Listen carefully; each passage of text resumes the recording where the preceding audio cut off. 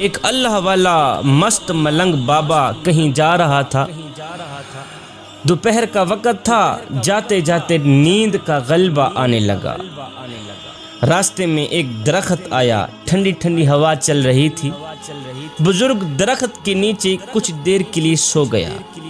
جب سویا، آنکھ لگی، نیند آئی، خواب میں اسی درخت نے اس بزرگ سے مخاطب ہو کر کہا، بابا جی اگر آپ میرے جیسے بن جاتے تو کیا ہی بات ہوتی۔ اللہ، خواب کی دنیا میں جس درخت کے نیچے بابا جی سویا ہوا تھا، اسی درخت نے بابا جی سے مخاطب ہو کر کہا، بابا جی اگر آپ میرے جیسے بن جاتے تو کیا ہی کمال کی بات ہوتی۔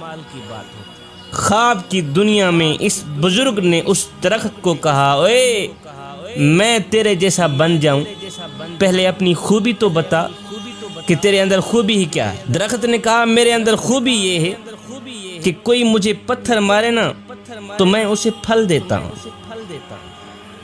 میرے اندر خوبی یہ ہے کہ اگر کوئی مجھے پتھر مارے تو میں اسے پھل دیتا ہوں، اس لیے تو بھی میرے جیسا بن جا تاکہ تو بھی مخلوق خدا کو فائدہ دے سکے، نفع دے سکے۔ یہ سن کر بزرگ بڑا حیران ہوا۔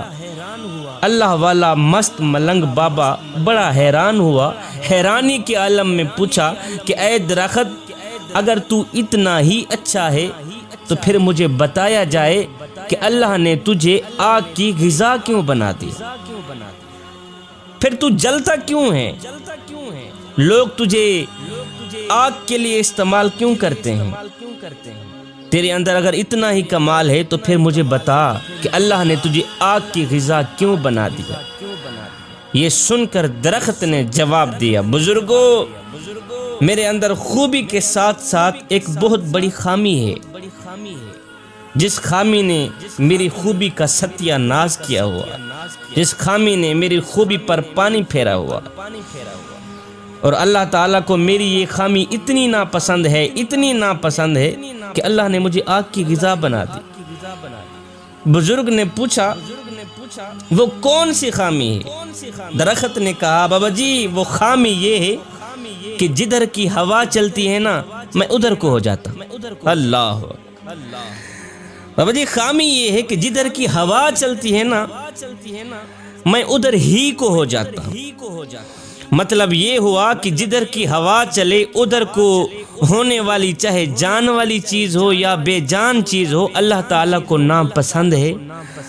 اللہ تعالیٰ اسے جہنم کا ایندھن بنا دیتا ہے، جہنم میں ڈال دیتا ہے۔ جوانوں، ہماری صورتحال بھی اسی درخت سے ملتی جلتی ہے۔ ہم بھی کچھ ایسا ہی کر رہے ہیں کہ جدھر کی ہوا چلتی ہے ہم ادھر کو ہی ہو جاتے ہیں۔ ہم نام لیتے ہیں حسین کا، نقل کرتے ہیں یزید کی۔ ہمارے اوپر کوئی بھی شخص 10 منٹ لگا دے ہم اسی کے ہو جاتے ہیں۔ مسجد میں نماز پڑھنے کے لیے بھی چلے جاتے ہیں، پھر کسی کے کہنے پر کنجر خانے میں بھی چلے جاتے ہیں۔ ادھر کو بھی پورے ہیں، ادھر کو بھی پورے ہیں، جدھر کی ہوا چلے ہم ادھر کو ہی ہو جاتے ہیں۔ ہمارا تن مسجد میں ہوتا ہے، من یاروں کے پاس ہوتا ہے، کھڑے نماز میں ہوتے ہیں، ہماری یادیں دوستوں کے پاس ہوتی ہیں، ہمارا سر سجدے میں ہوتا ہے، ہماری سوچیں کاروبار کی طرف ہوتی ہیں۔ جوانوں، نماز میں بھی خالص بن جاؤ، رب کے عشق میں بھی خالص بن جاؤ۔ ادھر سے حضرت رابعہ بصری آ رہی تھی، ادھر سے ایک نوجوان جا رہا تھا۔ جب ایک دوسرے کے قریب آئے تو نوجوان نے کہا، رابعہ بصری میں تجھ سے بڑی محبت کرتا ہوں، تجھ سے بڑا عشق کرتا ہوں۔ رابعہ بصری نے کہا، اچھا تو مجھ سے بڑی محبت کرتا ہے، عشق کرتا ہے؟ اس نے کہا، ہاں میں تیرے ساتھ عشق کر بیٹھا ہوں، میں تجھے اپنانا چاہتا ہوں۔ رابعہ بصری نے کہا، اچھا اس طرح کر، میری ایک بہن ہے جو مجھ سے کہیں زیادہ خوبصورت ہے، میں چاہتی ہوں تو اسی سے ہی محبت کر لے، اسی سے ہی عشق کر لے، اسی کو ہی اپنا لے۔ اس نوجوان نے کہا، تیری وہ خوبصورت بہن کہاں ہے؟ رابعہ بصری نے کہا، وہ تیرے پیچھے کھڑی۔ اس نوجوان نے یک لس مڑ کر پیچھے دیکھا تو رابعہ بصری نے نوجوان کے منہ پر ایک تماچا مارا، کہا بدبخت انسان، محبت رابعہ بصری سے کرتا ہے تکتا غیروں کو ہے۔ ابھی ہو گیا ہے تیری محبت کا امتحان، تو محبت رابعہ بصری سے کرتا ہے، عشق رابعہ بصری سے کرتا ہے، تکتا غیروں کو ہے۔ اس نوجوان نے اپنے سر میں خاک ڈالی، پیٹا، سر پیٹ کر کہا کہ میں نے دنیا میں سے کسی عورت کے ساتھ محبت کا دعویٰ کیا، جب مڑ کر پیچھے دیکھا تو میرے منہ پر ایک تماچا لگا۔ کہتا ہے کتنا بدبخت ہوگا وہ انسان جو دعویٰ کرے رب کی محبت کا تکے غیروں کو، جو دعویٰ کرے رب کے عشق کا تکے غیروں کو۔ جوانو، نماز میں بھی خالص بن جاؤ، رب کے عشق اور معرفت الہی میں بھی خالص بن جاؤ۔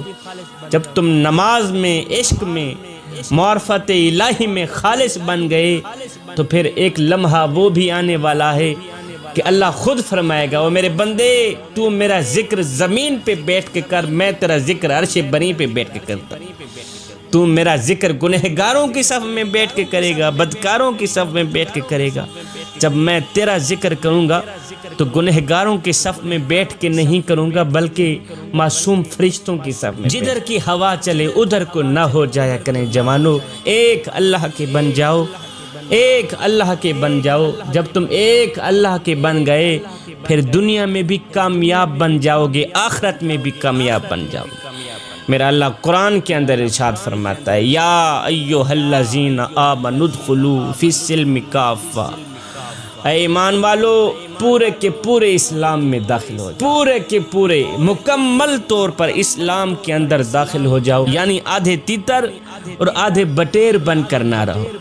اگر کردار یہی ہوا تو پھر مثال وہی ہوگی کہ دھوبی کا کتا، نہ گھر کا نہ گھاٹ کا۔